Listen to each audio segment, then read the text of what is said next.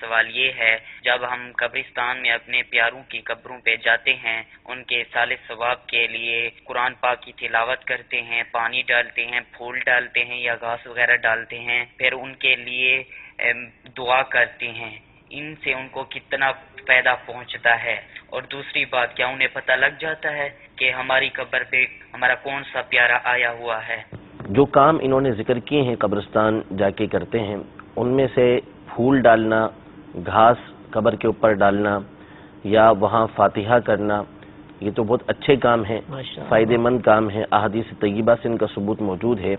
قرآن پاک پڑھنے کا بھی، فاتحہ کرنے کا بھی، بزرگوں نے بھی اس کا حکم ارشاد فرمایا ہے۔ اور اسی طرح پھول ڈالنا تو یہ بھی نبی کریم صلی اللہ علیہ وسلم کی حدیث پاک سے ثابت ہے کہ آپ علیہ الصلوۃ نے بھی ایک تر شاخ جو ہے وہ ایک قبر کے اوپر گاڑی تھی، 2 قبروں پر گاڑی تھی کہ جب تک یہ خشک نہیں ہوں گی اس وقت تک ان کے عذاب کے اندر تخفیف ہوتی رہے گی۔ تو قبر کے اوپر پھول ڈالنا اور اسی طریقے سے گھاس وغیرہ اگر ڈالی ہے تو اس میں کوئی حرج نہیں ہے، فائدہ مند ہے، جب تک یہ تر رہیں گی اس وقت تک انشاءاللہ تبارک و تعالی مردے کو اس سے فائدہ حاصل ہوتا رہے گا۔ البتہ پانی ڈالنا قبر پر، جو ہمارے یہاں عام طور پہ اس کا رواج ہے کہ جب بھی اپنے کسی عزیز کی قبر پہ جاتے ہیں تو بچے وہاں پر گھوم رہے ہوتے ہیں اور وہ بالٹیاں پانی کے لے آتے ہیں، جب ایسے ہی کو پانی بھر کے قبر پر جی قبر پر پانی ڈالتا ہے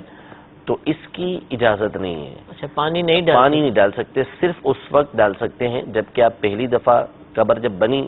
جب دفنایا گیا مردے کو، اس وقت قبر بناتے ہوئے مٹی کو سمیٹنے کے لیے یا اس کو تر کرنے کے لیے قبر کو اس وقت جو پانی ڈالا جاتا ہے وہ ٹھیک ہے، وہ پانی ڈال دیا، اس کے بعد پانی ڈالنے کی اجازت نہیں ہے، سوائے اس صورت میں کہ مٹی بکھر گئی تو اس کو سمیٹنے کے لیے اگر کسی نے اس پہ پانی ڈال دیا تو ٹھیک ہے، جم جائے اس لیے پانی ڈال دیا تو ٹھیک ہے، لیکن اس کی اجازت نہیں ہے۔ جو ہمارے یہاں رواج ہے کہ جب آتے ہیں ایک ڈول پانی کا ڈال دیا اور اس کو باعث برکت سمجھتے ہیں، تو یہ باعث برکت نہیں، یہ غلط ہے، یہ اسراف ہے۔ پکی رہے گی، پانی ڈالیں گے تو اس سے کچھ نہیں ہوتا، اصل میں تصور یہ ہوتا ہے کہ شاید ٹھنڈک مردے تک پہنچتی ہے، ایسا نہیں ہے کہ مردے تک اس کی ٹھنڈک پہنچتی ہو، لہذا یہ فضول ہے۔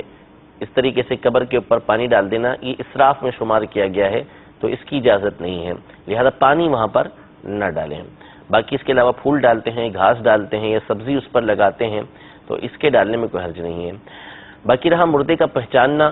تو بالکل یہ تو احادیث طیبہ کے اندر موجود ہے کہ جب کوئی عزیز اپنے عزیز کی قبر پر جاتا ہے تو مردہ اس کو پہچانتا بھی ہے اور اس سے انسیت حاصل کرتا ہے، مانوس ہوتا ہے اس سے، تو